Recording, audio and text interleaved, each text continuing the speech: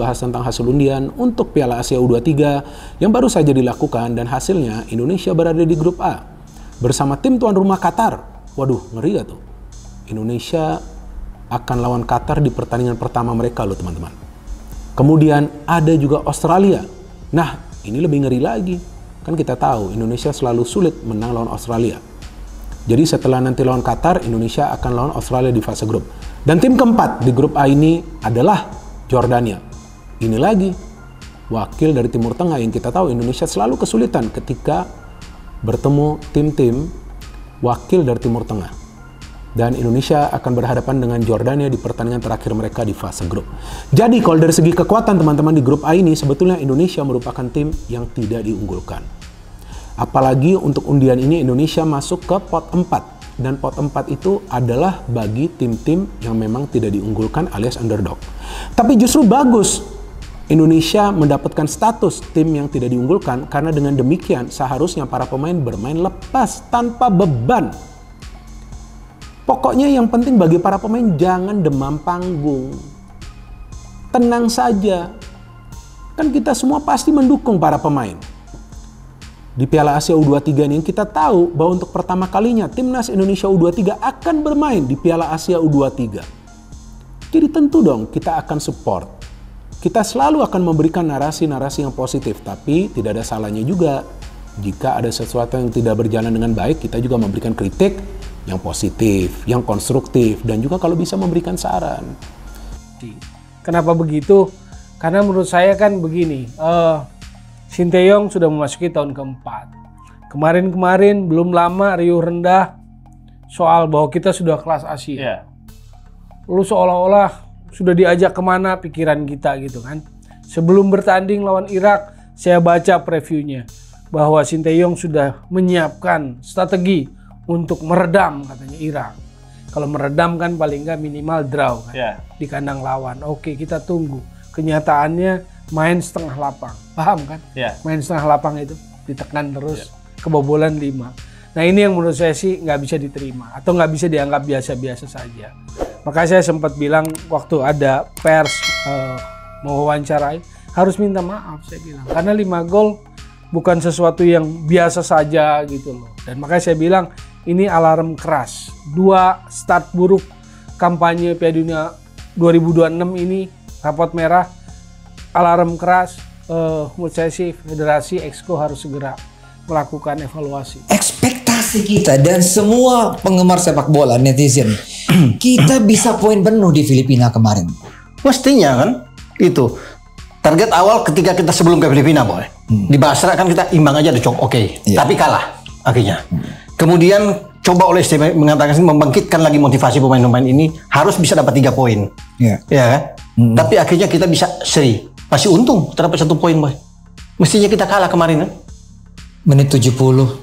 Menit 70, oke. Di babak kedua, kita bicara di babak kedua kita jauh lebih bagus dengan di babak pertama.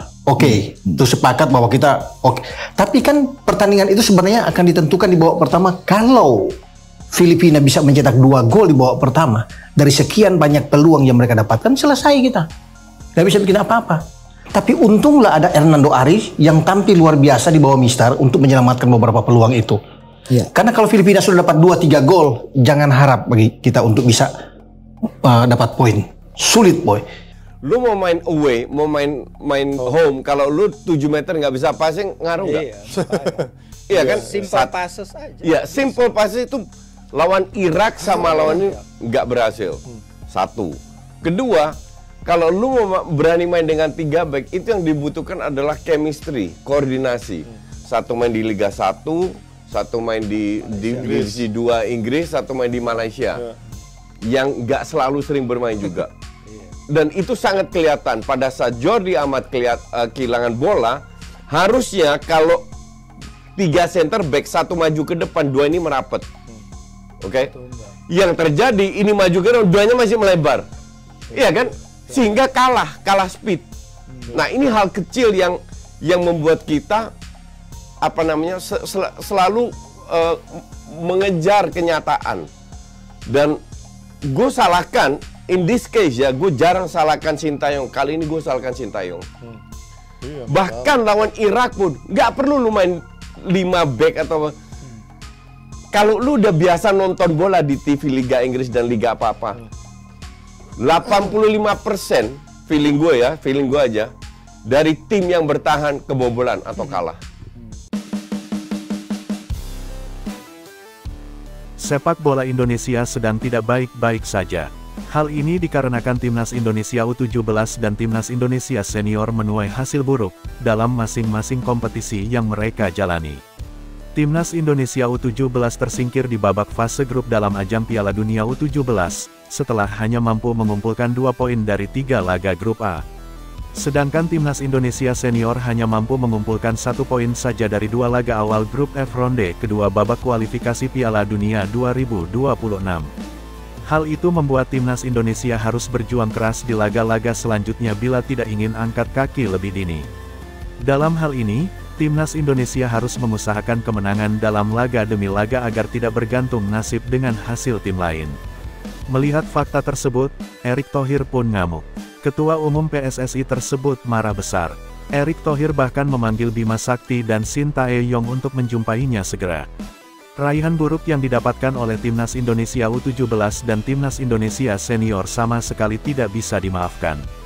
Saya sudah meminta kedua pelatih Timnas tersebut agar bisa segera menghadap saya, ujar Erick Thohir melansir akun YouTube @GarudaRevolutionit pada hari Sabtu, tanggal 25 November tahun 2023.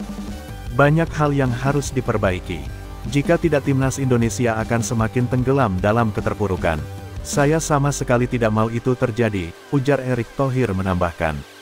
Mengetahui dirinya akan dipanggil dan Erick Thohir marah kepadanya. Shin Tae-yong pun merasa tidak enak dengan Erick Thohir. Juru taktik asal Korea Selatan tersebut bahkan langsung menyampaikan permintaan maafnya kepada mantan bos Inter Milan tersebut. 2 laga awal, sama sekali tidak sesuai harapan. Kami menargetkan bisa mencuri 4 poin.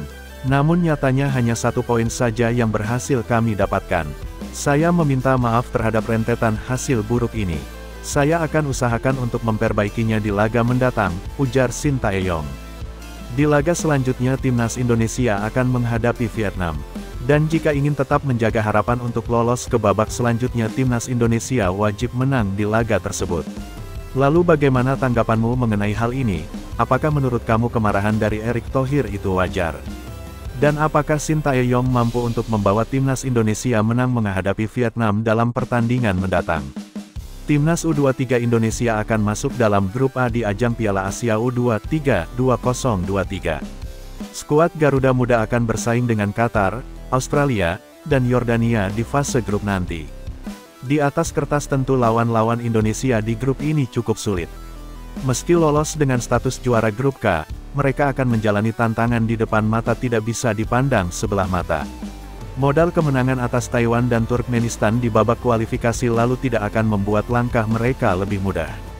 Media asal Malaysia, Makan Bola menjelaskan, Shin Tae-yong berada dalam kondisi yang sulit. Melihat persaingan di babak grup, dia harus benar-benar mempersiapkan taktik yang tepat.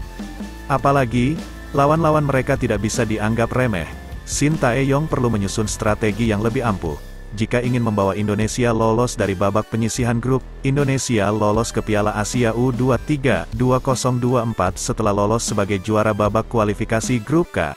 Tulis laporan Makan Bola. Masih dalam sumber yang sama, Qatar yang merupakan tuan rumah di ajang ini akan berambisi untuk lolos dari babak penyisihan grup. Mereka diprediksi akan jadi salah satu kandidat yang bisa lolos ke babak selanjutnya. Selain itu, grup ini semakin memanas karena Yordania dan Australia lolos dengan status juara grup di babak penyisihan lalu. Yordania dan Qatar sebelumnya menyelesaikan kampanye Piala Asia U23 2022 di babak penyisihan grup. Namun dengan status The Maroon sebagai tuan rumah, dipastikan mereka ingin meraih hasil lebih baik di hadapan pendukungnya sendiri. Sambung Makan Bola. Makan Bola menambahkan bahwa Australia jadi tim yang berpeluang menemani Qatar untuk melaju ke babak selanjutnya. Pada Piala Asia U23 nanti, hanya juara grup dan runner-up yang berhak lolos ke babak 8 besar. Australia mampu menunjukkan dominasi yang baik saat bermain di ajang ini. Hal tersebut jadi modal penting bagi mereka untuk lolos dan melewati lawan-lawan di babak grup nanti. Sedangkan Australia dinilai menjadi tim favorit di grup, karena berhasil masuk 4 besar turnamen edisi 2020 dan 2022. Tutup Makan Bola.